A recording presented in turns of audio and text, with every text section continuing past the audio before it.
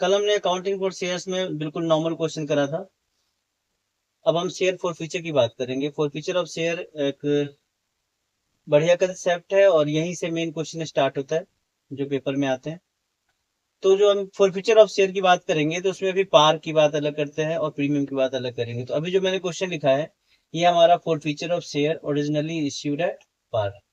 इस क्वेश्चन में है पिछले वीडियो वाले क्वेश्चन की तरह ही X limited issued 10,000 equity shares of ₹10 each at par. फिर यहाँ पे दे रखा है कि पेबल जो है वो हमारा इसका 10 का ब्रेकअप है यहाँ पे कि 10 में से हमारा एप्लीकेशन है 2 की, अलॉटमेंट पे आनी है 3, फर्स्ट कॉल पे आनी है 3 और फाइनल कॉल पे आनी है 2। फॉर फ्यूचर की नौबत तब आती है जब कोई बंदा इनमें से कहीं पे भी एप्लीकेशन पे तो कोई डिफॉल्ट नहीं कर सकता क्योंकि आप अप्लाई ही नहीं करोगे तो आपको शेयर क्या मिलेगा। तो एप्लीकेशन पे तो कोई डिफॉल्ट नहीं हो सकता, बट कोई पर्सन या कोई शेयर होल्डर अलॉटमेंट पे या फर्स्ट कॉल पे या फाइनल कॉल पे यदि कोई पैसा नहीं देता है तो कंपनी उसको नोटिस देती है कि भाई आप पे कर दो, आपका फर्स्ट कॉल का पैसा नहीं आया या अलॉटमेंट का पैसा नहीं आया या फाइनल कॉल का पैसा नहीं आया। फिर भी वो ना सुने तो फिर उसके शेयर को फोरफिट कर लेते हैं। फोरफिट करने का मतलब है कि जितने भी पैसे उसने दिए थे वो सारे पैसे भी रख लेते हैं एंड उनसे शेयर भी छीन लेते हैं। तो इसकी अकाउंटिंग ट्रीटमेंट और जर्नल एंट्री क्या होती है, बहुत ध्यान देने वाली बात है। जो मैंने नीचे लिखा है वो बाद में कुछ काम आएगा, उसके लिए मैंने लिखा है। क्वेश्चन यहाँ पे खत्म हो रहा है। फिर आगे लिखा है कि एप्लीकेशन मनी जो है 10,000 शेयर्स पे मिला, all money duly received except 1,000 shares not paid on allotment and first call, these 1,000 shares forfeited immediately after first call। मतलब कोई एक बंदा जिसके पास 1,000 शेयर था उसने फर्स्ट कॉल नहीं दिया, उसने एक तो अलॉटमेंट नहीं दिया, एक उसने फर्स्ट कॉल नहीं दिया, फाइनल कॉल तक तो हम पहुंचे ही नहीं, उससे पहले हमने उसका शेयर फॉरफिट कर लिया। जो बेसिक एंट्रीज वही जो हमने पिछले वीडियो में किया है, नॉर्मल क्वेश्चन में स्टार्ट करेंगे तो नॉर्मल एंट्रीज तो वही होगा। तो हम स्टार्ट करते हैं journal entries.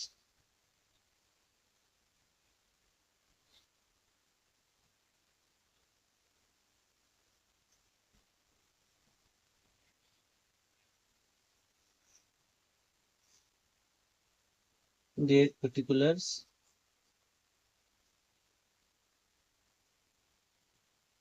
Debit and credit.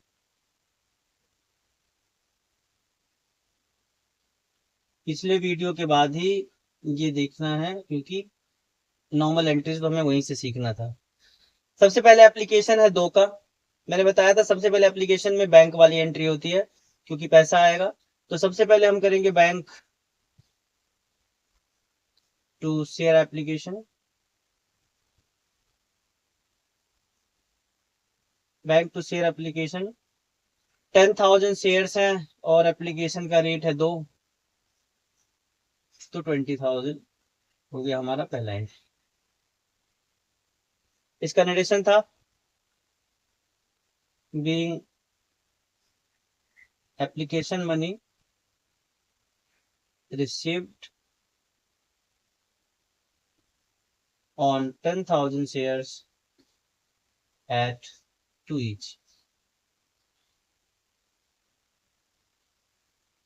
उसके बाद मैंने बोला था कि आप एप्लीकेशन का पैसा आ गया बट इससे किसी को ओनरशिप नहीं मिलेगा जब तक ये एप्लीकेशन के पैसे को हम शेयर कैपिटल में नहीं ट्रांसफर कर देते।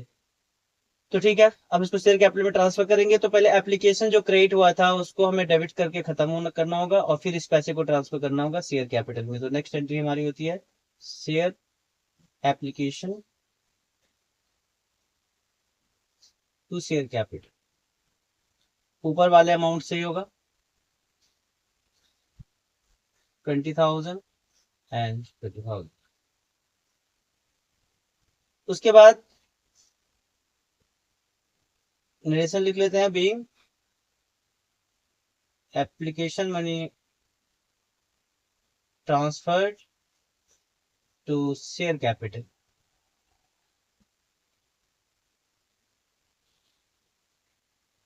ये हो गई हमारी 2 एंट्री। मैंने बताया था कि 4 स्टेजेस हैं तो 8 एंट्रीज होती हैं, 2 एप्लीकेशन की, 2 अलॉटमेंट की, 2 फर्स्ट कॉल की और 2 फाइनल कॉल की। इस बार तो फाइनल कॉल से पहले शेयर फॉरफिट हो रहा है तो फाइनल कॉल की एंट्री तो हम करेंगे नहीं क्योंकि मैंने क्वेश्चन में ऐसा नहीं लिखा कि फाइनल कॉल की भी एंट्री करनी है। फर्स्ट कॉल की एंट्री करेंगे, उसके बाद हम फॉरफीचर की एंट्री करेंगे और जो नए हमें 3 एंट्री सीखने हैं जो बहुत ही इंपॉर्टेंट 3 एंट्रीज है वो सीखेंगे हम। पहले तो नॉर्मल हो गया, एप्लीकेशन आ गया, 10,000 शेयर्स पे हमने उसको फिर शेयर कैपिटल में ट्रांसफर कर दिया। फिर मैंने बोला था कि इसके बाद जो एंट्री होती है उनमें हम रिवर्स करते हैं, मतलब ये वाली एंट्री हो जाएगी पहले और ये वाली एंट्री हो जाएगी बाद। ये हमारा share application to share capital है, ये वाली एंट्री पहले होगी अलॉटमेंट के लिए, तो बस ये एप्लीकेशन को हम अलॉटमेंट से रिप्लेस करेंगे। तो share allotment account debit to share capital पहली एंट्री हो गई, और फिर करेंगे हम बैंक टू शेयर अलॉटमेंट। ठीक है, तो हम अलॉटमेंट की, ये हमारी पहली एंट्री हो गई, ये हमारी दूसरी हो गई। अब तीसरी है share allotment to share capital. वैसे अलॉटमेंट पे तो 10,000 में से 1,000 शेयर ने नहीं दिए पैसे, बट वो हमें अभी नहीं पता होता। वो जब पैसे आएगा, जब हम बैंक वाली एंट्री करेंगे तब पता चलेगा किसने दिए किसने नहीं दिए। अभी तो हम अलॉटमेंट ड्यू कर रहे हैं, ये मान के कि सारे शेयर जो 10,000 शेयर हैं वो हमें दे देंगे 3 के हिसाब से 30,000, क्योंकि ये तो अलॉटमेंट ड्यू करने की एंट्री होती है। तो इसके लिए हमारी नरेशन हो गया being allotment money due on 10,000 shares at 3 each। यहां तक तो कोई भी ट्विस्ट, कोई भी टर्न नहीं है, क्योंकि यहां तक तो एप्लीकेशन का पैसा आ गया, उसको हमने शेयर कैपिटल में ट्रांसफर कर दिया, अलॉटमेंट हमने मांग ली। अब जब अलॉटमेंट की बैंक वाली एंट्री होगी तब हमें पता चलेगा कि कुछ शेयर जो है वो अलॉटमेंट पे नहीं दे रहे। देखते हैं हम उसकी एंट्री क्या करते हैं। तो हमारी फोर्थ एंट्री होगी अलॉटमेंट की।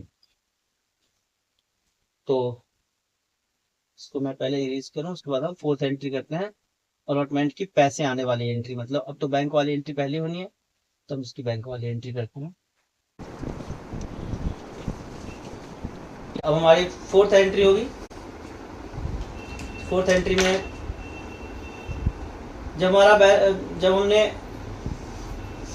बैंक टू अलॉटमेंट वाली एंट्री करी, बैंक टू शेयर अलॉटमेंट, तो हमें पता चला कि यहाँ पे 1,000 शेयर जो है वो पैसे नहीं दे रहा है। तो जो 1,000 शेयर पैसे नहीं दे रहा है, तो फिर कितने शेयर दे रहा है? 9,000 दे रहा है। तो पहले तो हम 9,000 × 3 कर लेंगे, जो पैसे हमारे पास आ रहे हैं। जो नहीं आ रहे उनको हम लिखेंगे यहाँ पे कॉल्स इन अरियर।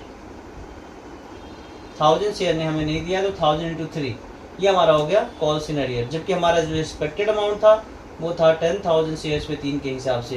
तो आए हमारे पास 27,000, जो नहीं आए कॉल्स इन अरियर वो है 3,000, और जो आना चाहिए था वो अमाउंट है 30,000। तो ये हमारी एंट्री होती है जब किसी भी स्टेज पे कोई डिफॉल्ट करे। जितने शेयर्स हैं और कितना हमारा उस शेयर से पैसा लेना था पर शेयर, उसको मल्टीप्लाई करके कॉल्स इन अरियर। ये क्वेश्चन वो करने के लिए कॉल्स इन अरियर मेथड से भी होता है और बिना कॉल्स इन अरियर से मेथड वाला भी। तो हम कॉल्स इन अरियर वाले मेथड से करते हैं, दूसरे मेथड से भी हम बाद में कभी देख लेंगे। आप इसको 2 तरीके से एंट्री कर सकते हो, मतलब इसकी ऑल्टरनेटिव सोल्यूशन भी है कि आप calls in arrear account open नहीं करना चाहते हो तो कैसे कर सकते हो। फिलहाल हमें कॉल्स इन अरियर से समझना है। तो बैंक हो गया 9,000 × 3 जो पैसे आए, कॉल्स इन अरियर हो गया 1,000 × 3 जो नहीं आए, जिसको हम डिफॉल्ट बोलते हैं, एंड टू शेयर अलॉटमेंट जो हमारा पैसा आना चाहिए था 30,000। तो हम लिखेंगे बीइंग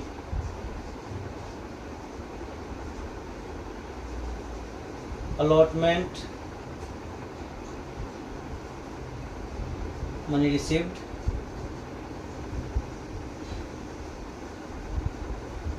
except 1,000 शेयर्स। 1,000 शेयर्स को छोड़ के बाकी सब ने हमें पैसे दे दिए और ये हमारी हो गई अलॉटमेंट की entry. Bank calls in arrear to share allotment, नया अकाउंट हमने ओपन करा है कॉल्स इन अरियर। ठीक है, अब अभी हम इसको फॉरफीट नहीं कर रहे, अभी हम इसको मौका दे रहे हैं। अभी हम फर्स्ट कॉल मांगेंगे, फर्स्ट कॉल पे शायद ये पे कर दे। यदि फर्स्ट कॉल पे ये पे कर देगा ये वाला पैसा भी तो ठीक है, अदरवाइज फिर देखेंगे क्या करना है। तो हम फर्स्ट कॉल की एंट्री करते हैं। फर्स्ट कॉल की भी 2 एंट्री करनी है। तो पहली एंट्री हमारी फर्स्ट कॉल की होगी share first call to share capital. Share first call to share capital, यहाँ भी हम यही एक्सपेक्ट करते हैं भाई कि 10,000 शेयर हमें दे देगा। फर्स्ट कॉल भी 3 का है तो 3 के हिसाब से यहाँ भी हम 30,000 तो एक्सपेक्ट कर रहे हैं कि 30,000 तो आएगा। तो इसीलिए हमने यहाँ पे नरेशन में ये लिखा कि being first call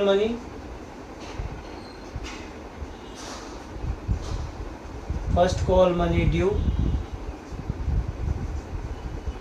on first call money due on 10,000 shares at 3 each. ठीक है, अब जब इसकी बैंक वाली एंट्री हुई तो जो बंदा जिसके 1000 शेयर्स थे उसने यहाँ पे भी नहीं दिया, फिर यहाँ पे भी उसने नहीं दिया, तो अब इसकी जब बैंक वाली एंट्री करेंगे तो इसकी बैंक वाली एंट्री में भी हमें कॉल्स इन अरियर लेना पड़ेगा, क्योंकि क्वेश्चन को पढ़ेंगे हम, क्वेश्चन में लिखा हुआ है कि 1000 शेयर्स जो किसी का था उसने अलॉटमेंट भी नहीं दिया और फर्स्ट कॉल भी नहीं दिया। तो ठीक है, अलॉटमेंट नहीं दिया तो अलॉटमेंट वाली एंट्री में हमने उसके 1000 शेयर्स को और जो अलॉटमेंट का रेट था 3 से मल्टीप्लाई करके ये निकाल लिया कि ये उसका 3000 कॉल्स इन अरियर है, जो वो आगे दे दे, नहीं तो फिर देखेंगे उसको ऐसे पनिशमेंट देंगे। ऐसे ही हमने जब फर्स्ट कॉल करा तो फर्स्ट कॉल पे हमने एक्सपेक्ट करा था कि 10,000 शेयर है तो भाई हमारा 30,000 आएगा, बट यहाँ भी ये डिफॉल्ट कर गया क्योंकि यहाँ पे लिखा हुआ है कि 1000 shares not paid on allotment and first call. तो ठीक है, तो अब इसकी बैंक वाली एंट्री करेंगे, बैंक, और यहाँ पे हमें पता है कि कुछ शेयर नहीं दे रहे तो यहाँ पे डेबिट करेंगे calls in arrear to share first call, to share first call. अब यहाँ भी ये 1000 शेयर 3 के हिसाब से नहीं दे रहा है, मतलब सिर्फ 9000 शेयर्स में हमारा 3 के हिसाब से आ रहा है, तो यहाँ पे भी हमारे पास पैसे आए 27,000, जो नहीं आया डिफ़ॉल्ट हो गया वो है 3000 और हमारा एक्सपेक्टेड अमाउंट था 30,000। Same being first call money receipt except 1000 shares. उसके बाद फाइनल कॉल की बात नहीं है, क्वेश्चन कह रहा है कि उसने अलॉटमेंट एंड फर्स्ट कॉल नहीं दिया तो हमने उसका शेयर इमीडिएटली फोरफिट कर लिया। these 1000 shares forfeited immediately after first call, मतलब फर्स्ट कॉल के बाद यदि हमने इमीडिएटली फोरफिट कर लिया तो हम फाइनल कॉल की नहीं फॉरफीचर की एंट्री करेंगे, और यही एंट्री बहुत इंपॉर्टेंट है, बहुत ध्यान से समझना है। यही सीखने के लिए हमने ये मेन क्वेश्चन करा है कि फॉरफीचर की एंट्री कैसे होती है। थोड़ा ध्यान देना है, टर्म याद रखना है। कॉल्ड अप क्या होता है? कॉल्ड अप का मतलब होता है कि आपने कहाँ तक पैसे मांगे थे। इसको और आसान करना चाहते हो तो तुम इसको वर्किंग नोट के थ्रू भी कर सकते हो कि जैसे कोई शेयर है, अब हमारा जैसे एप्लीकेशन है, अलॉटमेंट है, फर्स्ट कॉल है एंड फाइनल कॉल है। एप्लीकेशन है, अलॉटमेंट है, फर्स्ट कॉल है, फाइनल कॉल है। एप्लीकेशन है 2 का, अलॉटमेंट है 3 का, फर्स्ट कॉल है 3 का और फाइनल कॉल है 2 का। तो यहाँ पे ना एक बना लो कॉल्ड अप और एक बना लो पेड अप। तो अब इसमें क्या है कि एप्लीकेशन तो हमने मांगा है, सबसे मांगा है, तो एप्लीकेशन हो गया हमारा, ये कॉल्ड अप हो गया 2 का और ये 2 मिल भी गए। हमें सिर्फ 1000 शेयर की बात कर रहे हैं। ये 1000 शेयर से हमने एप्लीकेशन मांगा था 2 के हिसाब से, मतलब कॉल्ड अप मतलब मांगा था और मिल भी गया। इससे हमने अलॉटमेंट मांगे थे 3 के हिसाब से, नहीं मिला। इससे हमने फर्स्ट कॉल मांगे थे 3 के हिसाब से, ये भी नहीं मिला। और फाइनल कॉल तो हमने मांगा ही नहीं। तो यही से तुम्हें पता चल जाएगा कि कॉल्ड अप कितनी है, 2, 3, 5 और 3, 8 हमारा कॉल्ड अप है। मतलब हम सिर्फ 1000 शेयर्स की बात कर रहे हैं, सारे शेयर्स की बात नहीं कर रहे हैं, कि उस 1000 शेयर्स से हमने जब सबसे हमने एप्लीकेशन मांगा था, इसे भी मांगा था 2 रुपये, मतलब मांगा था मतलब कॉल्ड अप, और इसने दे भी दिया था तो पेड अप हो गया। अलॉटमेंट हमने 3 के हिसाब से इससे मांगे थे और यहाँ पे इसने नहीं दिया। फर्स्ट कॉल भी हमने इसके 3 के हिसाब से मांगे थे और इसने नहीं दिया। तो यदि इस बंदे का कॉल्ड अप देखो तो कॉल्ड अप है 3, 2, 5, 3, 8। वैसे भी देख लो, एप्लीकेशन मांगा दे दिया, अलॉटमेंट मांगा नहीं दिया, फर्स्ट कॉल मांगा नहीं दिया, फाइनल कॉल मांगा ही नहीं। जो मांगा ही नहीं वो कॉल्ड अप का पार्ट नहीं होता। 10 में से 2 कॉल्ड अप का पार्ट नहीं है तो फिर 8 कॉल्ड अप है। कैसे भी कॉल्ड अप पता होना चाहिए, फिर फॉरफीचर की एंट्री आसान हो जाती है। होती क्या है फॉरफीचर की एंट्री? जो हम फॉरफीचर की एंट्री करेंगे,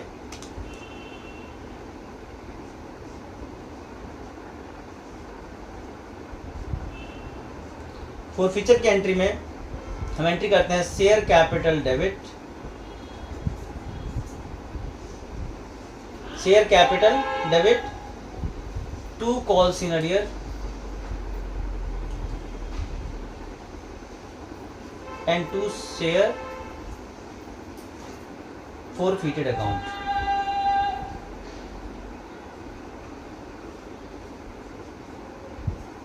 शेयर फॉरफीचर या शेयर फॉरफिटेड अकाउंट। अब यहाँ पे जो शेयर कैपिटल होता है इसमें हम लेते हैं number of share into called up. यहाँ पे लेते हैं number of share into called up, मतलब इसीलिए हमें कॉल्ड अप पता होना जरूरी है। Number of share into called up मतलब कितने शेयर को हम फॉरफीट कर रहे हैं और उस पर हमने कितना कॉल्ड अप है हमारा, उसकी कॉल्ड अप वैल्यू क्या है। मैं थोड़ा और साफ से लिख देता हूँ। यहाँ पे हम लेते हैं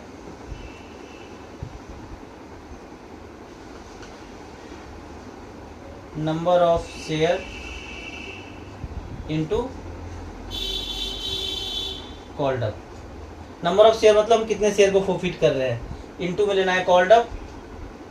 यहाँ पर लेते हैं हम पेड अप, जो कॉल्स इन अरियर जो हमारा होता है वो तुम क्वेश्चन से निकाल लेंगे। वैसे यहाँ पे जो लेते हैं हम कॉल्ड अप में, ये हम पे लेते हैं नॉन पेमेंट, और यहाँ पे लेते हैं जो पेमेंट हो चुका है मतलब पेड अप। ये तो चलो हमारा ऐसे भी आ जाएगा, हम इसमें नॉन पेमेंट या पेड अप ना लिखे, बट यहाँ ध्यान रखना है कि जब भी हम शेयर कैपिटल को डेबिट करेंगे तो हमें number of shares into called up लेना है।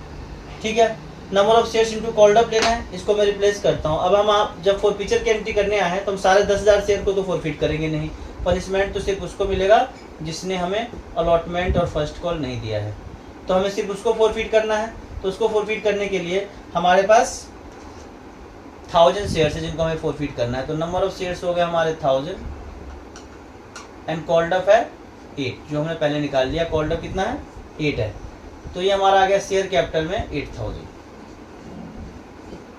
कॉल्स इन अरियर में जो हम कॉल्स इन अरियर लेंगे तो कॉल्स इन अरियर में हमें तो वही लेना है कॉल्स इन अरियर जो ऊपर आए हैं। तो कॉल्स इन अरियर जो डेबिट हुआ है, एक बार यहाँ पे डेबिट हुआ था 3000 से और एक बार अलॉटमेंट की एंट्री में डेबिट हुआ था 3000 से, दोनों कॉल्स इन अरियर को ऐड कर लो तो यहाँ पे कॉल्स इन अरियर आ जाएगा हमारा 6000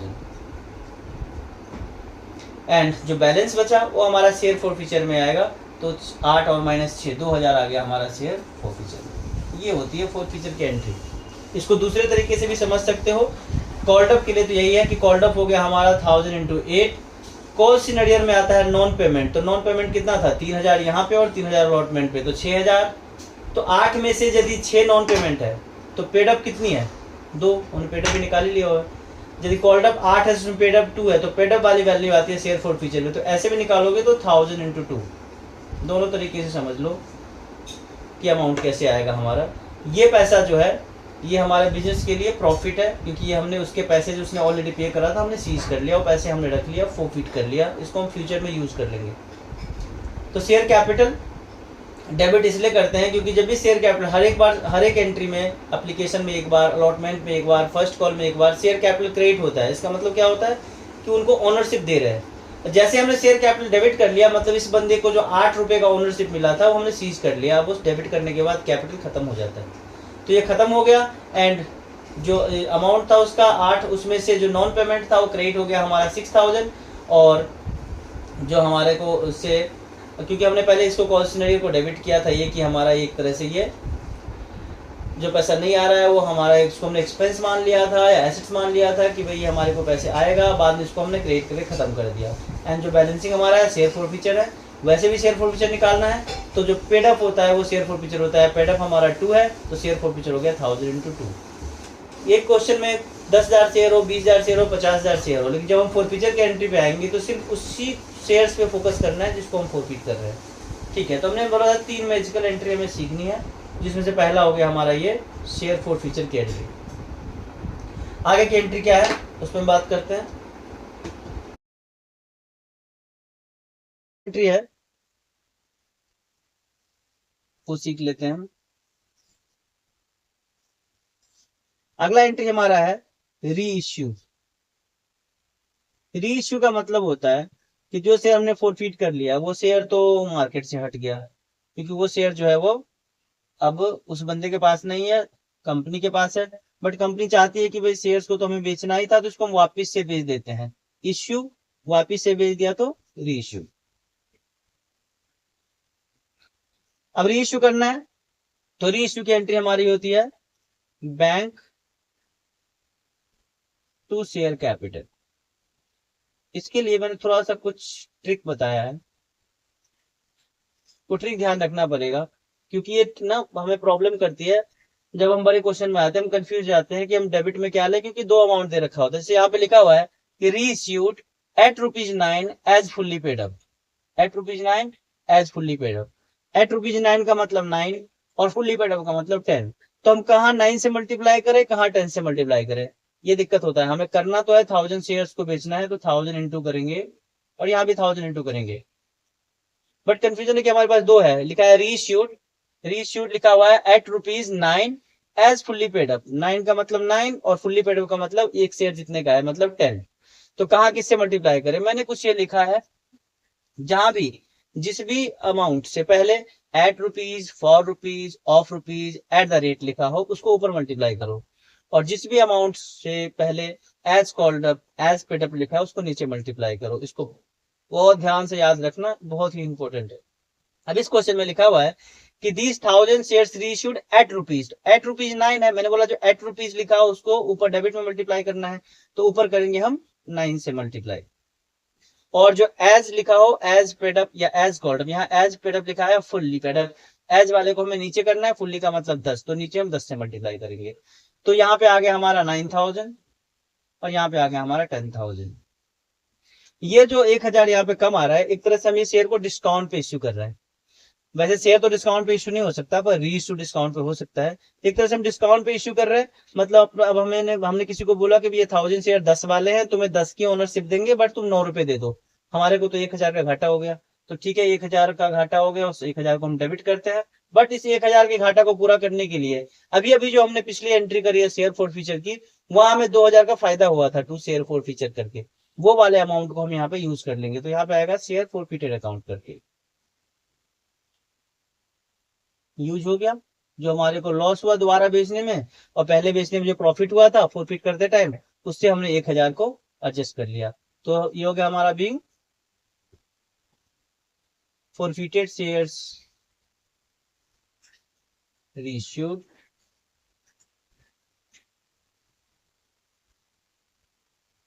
at ₹9 as fully paid up।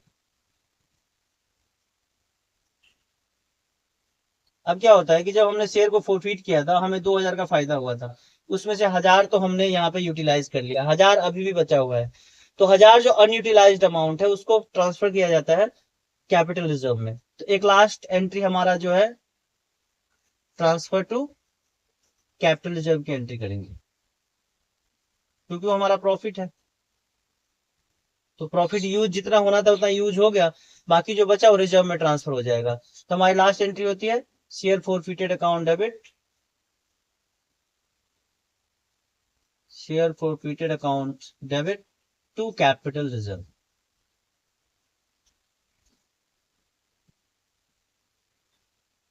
$2000 का हमारा फोर फीचर था पिछले एंट्री में, जो हमने फोर फीचर वाली एंट्री करी वहां में फोर फीचर 2000 से क्रिएट हुआ है, उसमें से 1000 हमने यहाँ पे यूज कर लिया, बाकी जो 1000 बचा हुआ है वो हमने ट्रांसफर कर दिया कैपिटल रिजर्व में, और ये क्वेश्चन हमारा खत्म हो जाता है। अब इस क्वेश्चन के अंदर थोड़ा चेंज करेंगे तो ये दोनों एंट्री में भी चेंज आ जाएगा।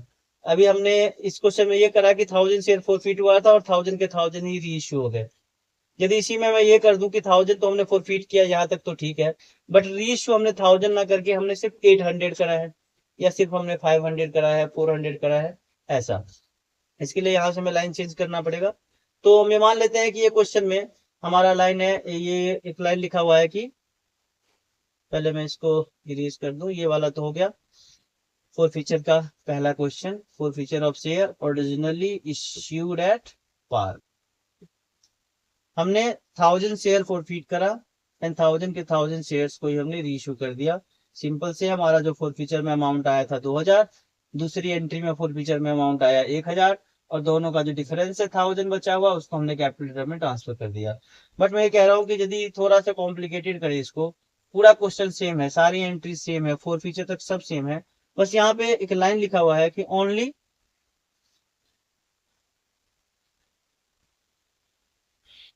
400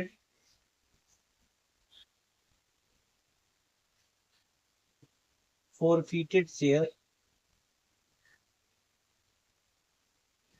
shares reissued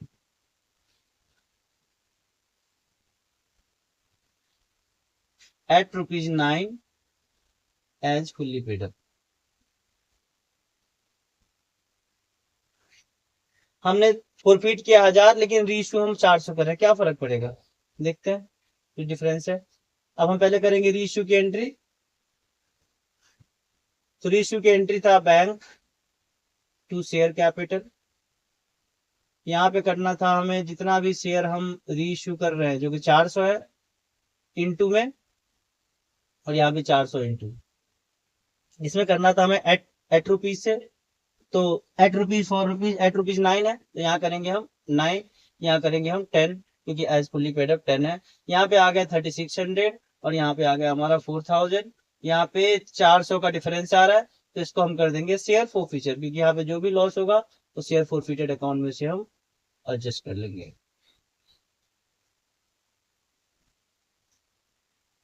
अब ऐसे देखें तो पहले वाली एंट्री में हमारा शेयर फॉर फीचर में जो अमाउंट आया था, फॉर फीचर वाली एंट्री में 2000 आया था, उसमें से हमने 400 यूज कर लिया। तो पहली बार तो यही दिखता है कि भाई 2000 में से 400 यूज कर लिया, तो 1600 को आप कैपिटल रिजर्व में डाल दो। बिल्कुल नहीं, हम ऐसा नहीं करेंगे। हम इसलिए नहीं करेंगे क्योंकि जो 2000 का हमारा फॉर फीचर का अमाउंट था वो 1000 शेयर्स के लिए थे, जिसमें से हमने खाली 400 शेयर्स को रीइश्यू करा है। तो हमें पहले इस 400 शेयर का हिस्सा निकालना पड़ेगा कि भाई 400 शेयर का हिस्सा कितना था उस 2000 में, फिर उसमें से ये माइनस करेंगे। चलो पहले एंट्री कर लेता हूँ, फिर मैं वर्किंग नोट करके बताता हूँ। Share forfeited account debit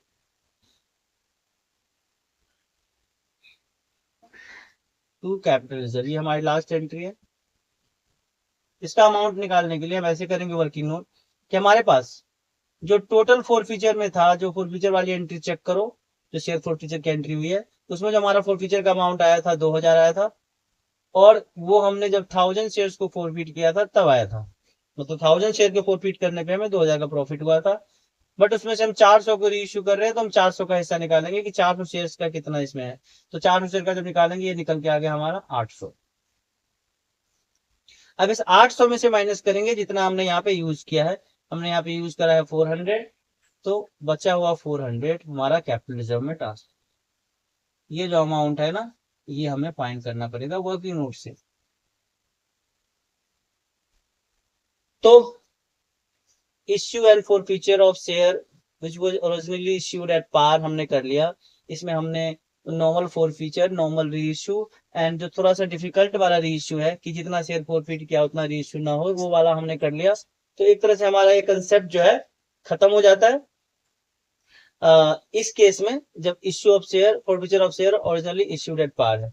अब इस क्वेश्चन में जिस तरह से है, आगे क्वेश्चंस में ऐसा हो सकता है कि कभी फाइनल कॉल पे भी डिफॉल्ट हो और उसके बाद फॉरफीट हो। हम नेक्स्ट क्वेश्चन में देखते हैं फिर इसको, उसके अकॉर्डिंग हम काम करेंगे।